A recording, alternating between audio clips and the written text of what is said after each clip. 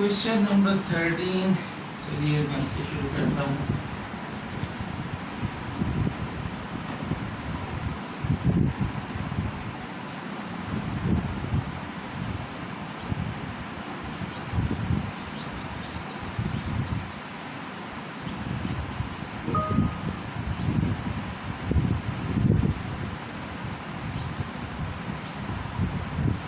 Question number 13, L inverse of 1 upon s square minus 6s plus 10।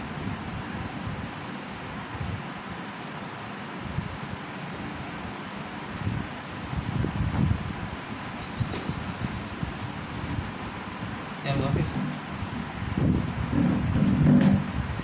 तो आप देखेंगे यहाँ तो ज़ाहिर सिंपल सा सवाल था, कोई क्यू की फॉर्म थी, वहाँ आपको ये फॉर्म बनानी पड़ेगी। पहला सवाल था ये तो इस एल इनवर्स का, लेकिन जब आगे बढ़ेंगे तो ये फॉर्म बनानी पड़ेगी। तो कंप्लीटिंग स्क्वायर वाला मेथड यहाँ पर होगा। We can write this as L inverse of 1 upon s square minus 6s plus 9, that will become complete square of s minus 3, और जो बाकी बचा वो 1 रह गया। So we can write this as L inverse of 1 upon s minus 3 whole square plus 1।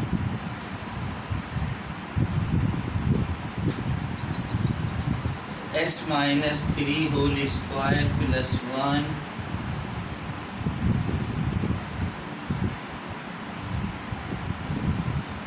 अब आप देखिए कि ये है in the platform s plus 2 की फॉर्म। You can write this as L inverse of 1 upon s square plus 1 and s will be s minus 3। तो ये शिफ्ट s minus 3 को इनफैक्ट अब आपने s से किया है, लेकिन ये तो सिंपल है इसलिए हमने लिख उसी तरह रहे हैं। अब 1 अपॉन एस स्क्वायर प्लस 1, आपको पता है ये साइन का फॉर्मूला, साइन के टी का फॉर्मूला, तो रिप्लेस कर दो। This is equal to sine के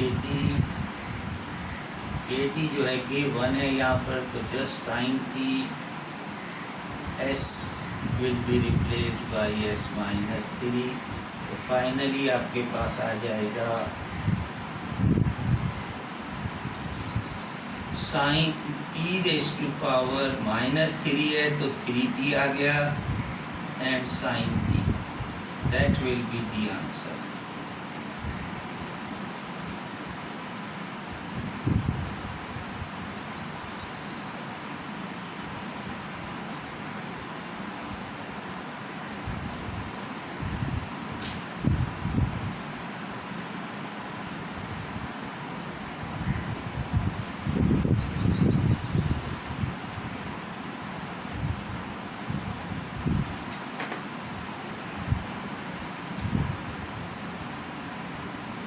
Question number 16. L inverse of 2s plus 5 divided by s square plus 6s plus 34।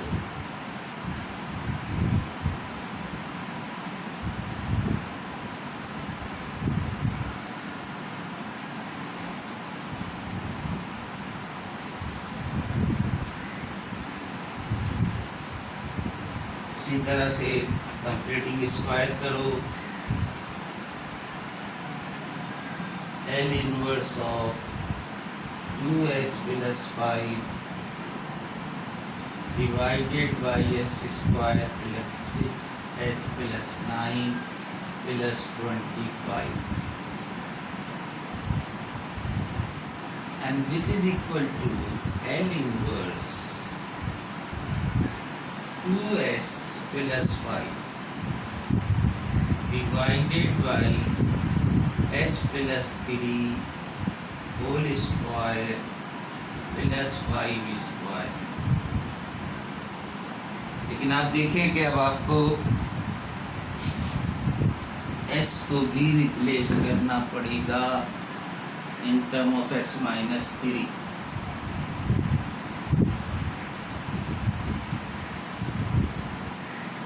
ऊपर वाला जो s है उसे भी s प्लस 3 की फॉर्म बनाना पड़ेगा, क्योंकि इसकी जगह पे आप ये 3t लिखोगे ना, माइनस 3t लिखोगे। सिर्फ इस s को नहीं, ये भी तो s है। तो this is equal to L inverse of 2s plus 3 minus 1 हो जाएगा ये, क्योंकि 6 ऐड कर किया, 6 सब्ट्रैक्ट कर दिया, 6 ऐड किया और 6 सब्ट्रैक्ट कर दिया। तो this divided by s plus 3 whole square plus 5 square,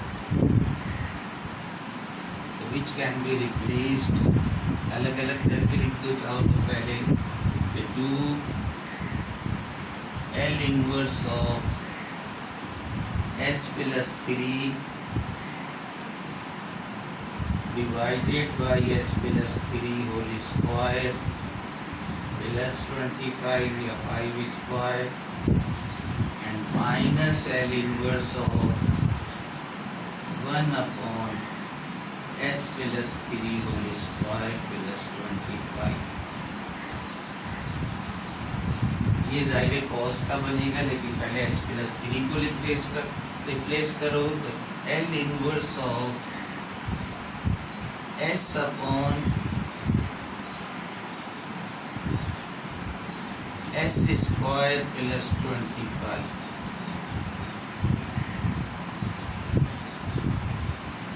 minus, अब ये s तो आपने, अच्छा s tends to s plus 3, ये तो आपने कर दिया क्योंकि s था, लेकिन यहाँ a चाहिए। a है 5 का स्क्वायर है, तो a इज 5, तो 5 से डिवाइड और मल्टीप्लाई करके लिख दो, तो 1 upon 5 L inverse of 5 upon s square plus 25 s tends to s plus 3।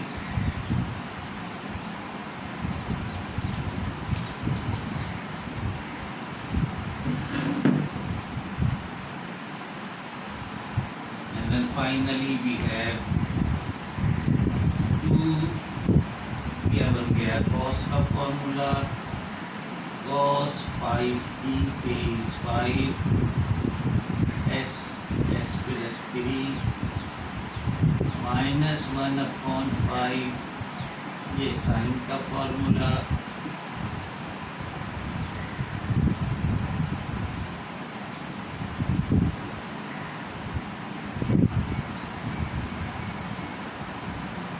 and then we have 2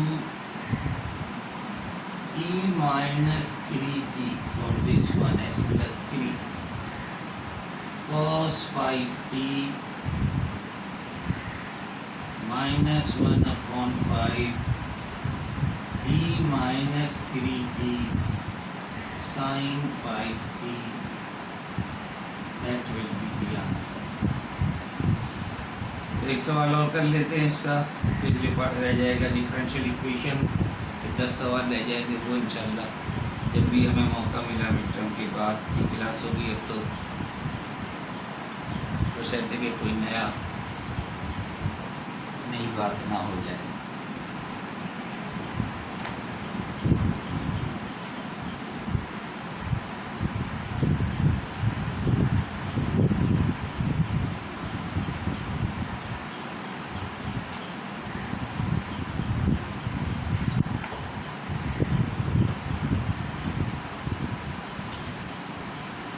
Question number 19. L inverse of 2s minus 1 upon s square into s plus 1 whole cube.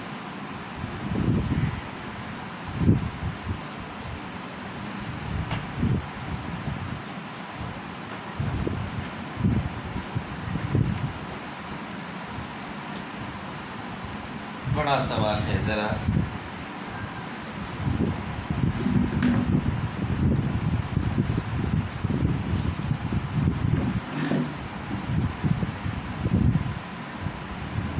देखिए denominator में power 5 बन रही है, partial fraction आएंगे इसमें लगेंगे, अलग करना है पहले तो।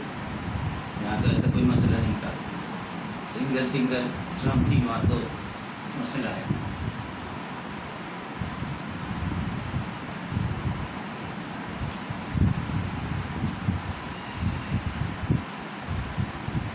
तो पहले तो उसके फैक्टर बनाएंगे।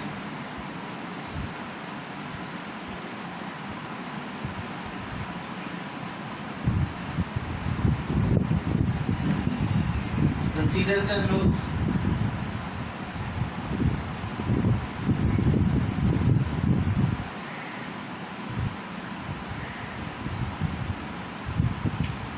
consider 2s minus 1 upon s square s plus 1 whole cube। Case 2 का है, पहले आप s को लिख लें, a upon s plus b upon s square plus c upon s plus 1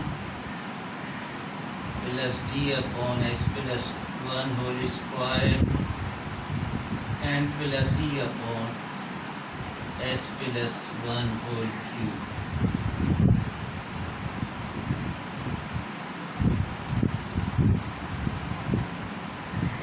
मेरा दिल चाह रहा है कि मैं शरकत करूँगा, लेकिन होगा क्या? मैं तो जाहिर यही करूँगा कि भाई A B C D E की सबकी वैल्यू निकाल के दो, तो होगा क्या? होगा ये कि 2-4 ही लोग जवाब देंगे और बाकी सब बैठे रहेंगे। लेकिन अगर मैं शाम तक का टाइम दे दूँ तो सब निकाल के दे दो। अभी कहूँ के निकाल दो तो कोई 2-4 जवाब आएंगे, 2-3 क्या आएंगे। जाहिर 5 arbitrary constant, we have 5 arbitrary constants here, we have to find the values। चलिए करते हैं।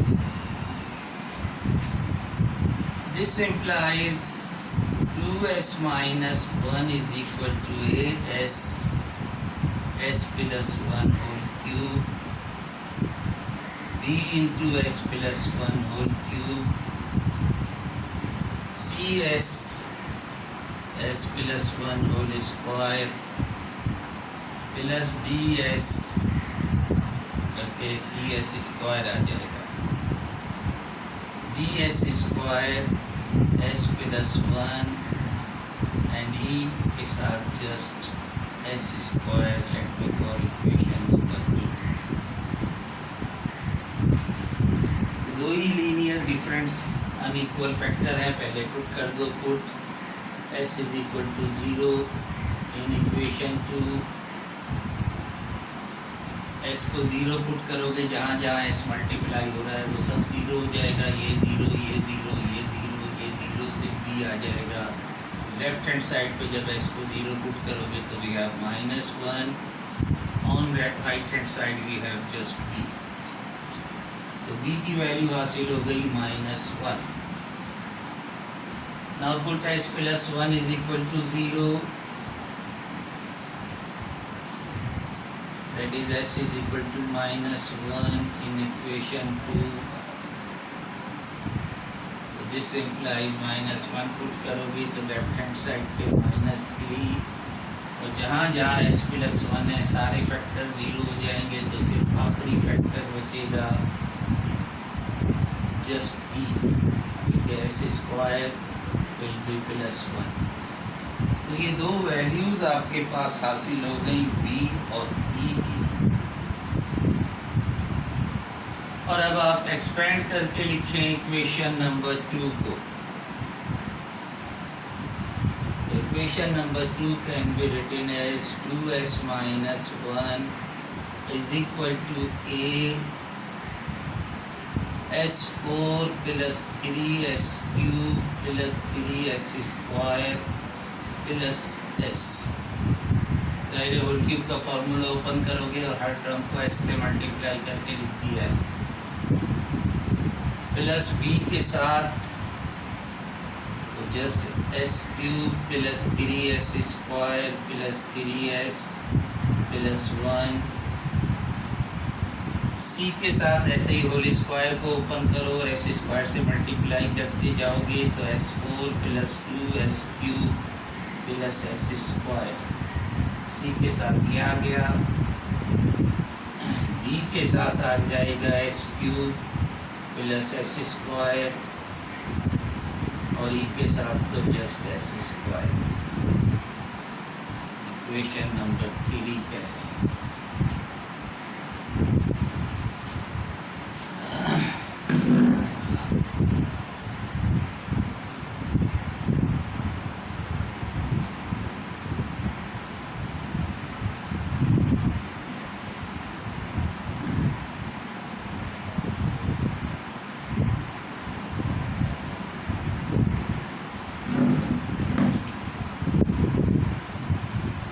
Now comparing highest power is S4। S4 से शुरू कर रहे हैं हम। S4 को कंपेयर करोगे लेफ्ट हैंड साइड पे तो 0 है, राइट हैंड साइड पे S4 के साथ A है, आगे चले हम तो प्लस C है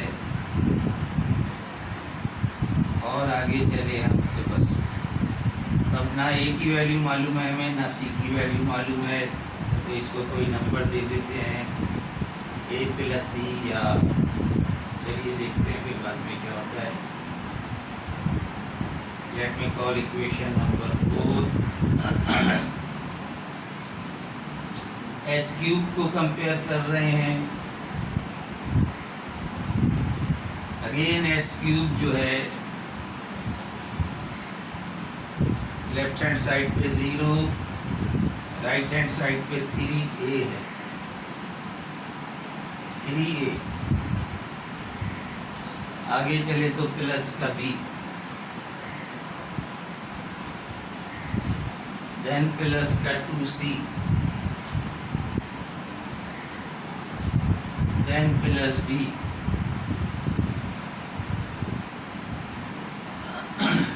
देखिए यहाँ A की वैल्यू हमारे पास यहाँ से निकाल सकते हैं चाहो तो, बेहतर है C की वैल्यू रख दो, C की यहाँ इन टर्म ऑफ A रख दो, from here we can write C is equal to -A। तो एक काम तो ये कर लो, ये यहाँ पुट कर दो, दूसरे B की वैल्यू मौजूद है वो भी पुट कर दें, फिर इससे सिंप्लीफाई फॉर्म में लिख लेते हैं हम। तो ये 3A और ये हो जाएगा -2A, तो जस्ट A बच जाएगा एन प्लस डी और b की वैल्यू है -1, तो ये इधर आके +1 हो जाएगा। Let me call equation number 5। अब S स्क्वायर निकाल लो।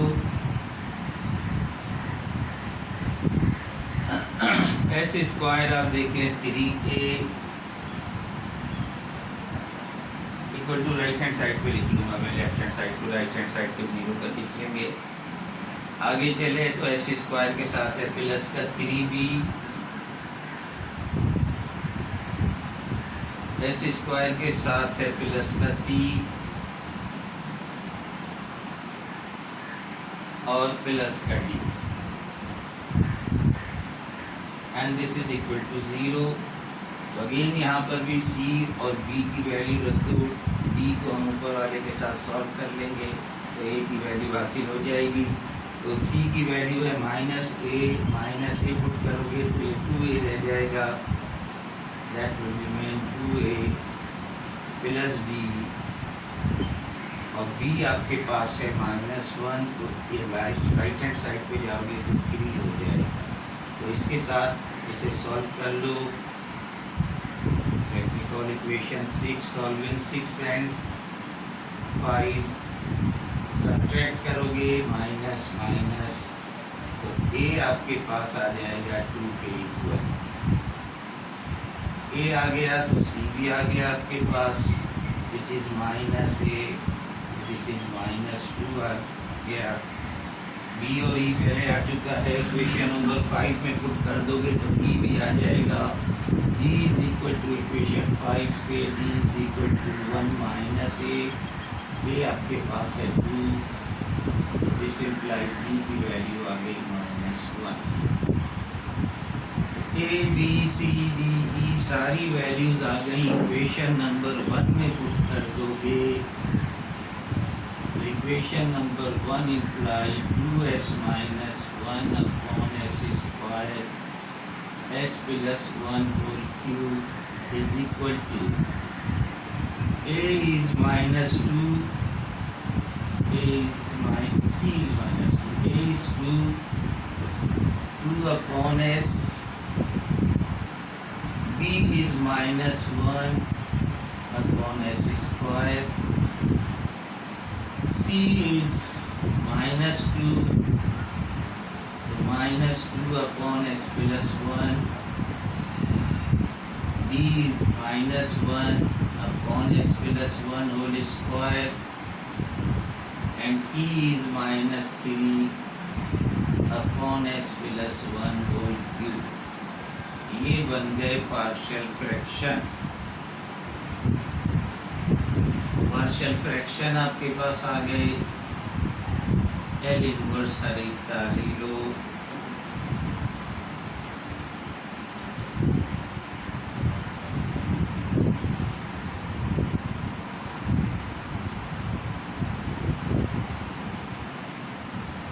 So L inverse of this is equal to, constant है 2 को हमने बाहर निकाल दिया। L inverse of 1 upon s, पहली टर्म को हमने लिख दिया, minus L inverse of 1 upon s square, second term. Third term में अगेन -2 बाहर, L inverse of 1 upon s plus 1,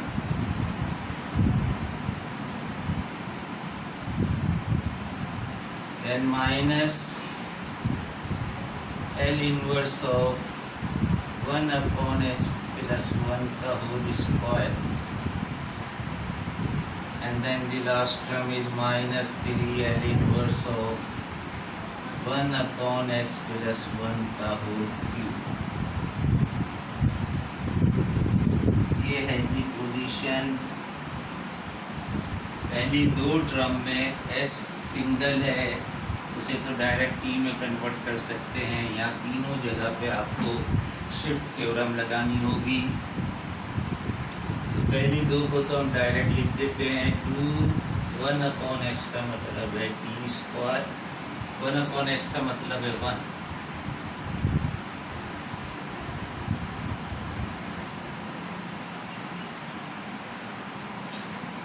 इसका मतलब है टी। ये दो तो हमने मसले यहाँ डायरेक्ट हल हो गए, लेकिन यहाँ पर आपको शिफ्ट थ्योरम लगेगी। -2 L inverse of 1 upon s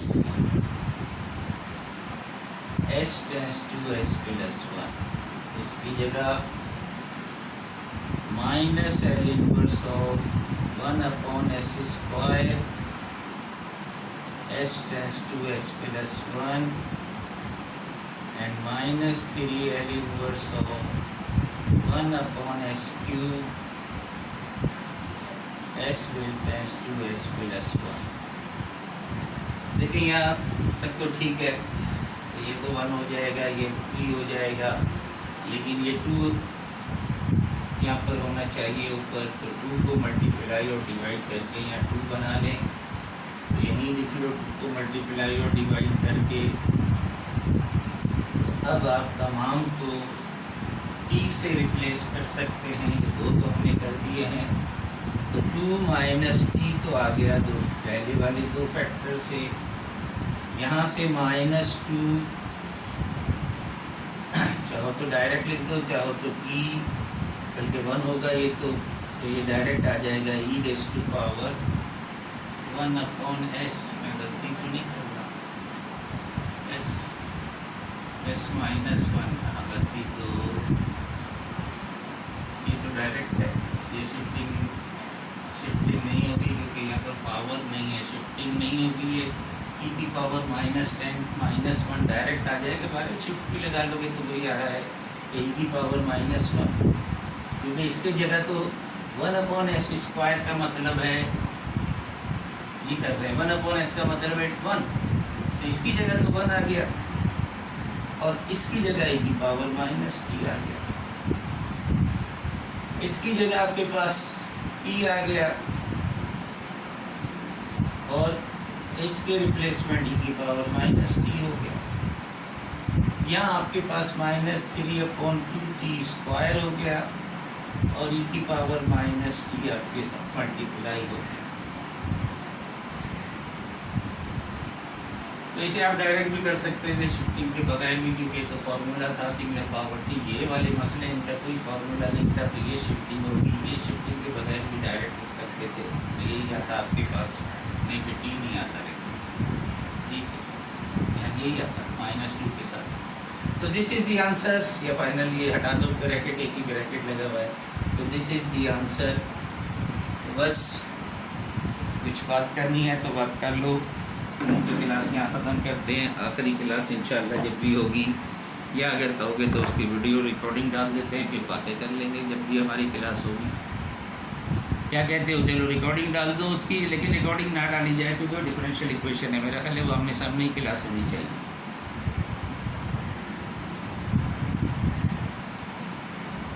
किसी को कुछ कहना है?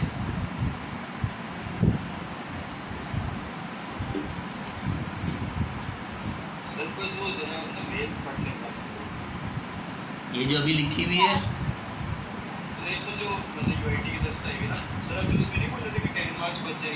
सर मैंने ये बोला कि 10 मार्क्स जो बचेंगे वो हमारे अटेंडेंस से एडजस्ट होंगे, मतलब अगर किसी के 80% है तो उसमें से 8 मार्क्स मिल जाएंगे, किसी के 90%। यार ये मिसालें मुझे ना दिया करो, जो मिसालें तुम लोग देते हो सारी पता नहीं अपनी तरफ से खुद मतलब निकाल के देते हो, जैसे कि हम लोग मुख्तलिफ आया होते हैं तो मतलब हम खुद निकाल लेते हैं, तो मैं देख लूँगा, पढ़ लूँगा, मेल जो भी है जो मुझे बताया गया है, क्योंकि तो वो यही बताया गया है कि भाई वो 10 मार्क्स आप चाहो उसको आपके ऊपर है कि आप जिस तरह चाहें, चाहे अटेंडेंस की बेस पर लो, चाहे प्रेजेंटेशन लो, चाहे जो कुछ भी लो, तो ज़बानी कलामी मुझे यही बताया गया है। और जी बोलें। नहीं, प्रेजेंटेशन मैंने कहा ली है, लिखा है वो तो सिर्फ आपसे पूछा था उस मिड टर्म के अगेंस्ट में,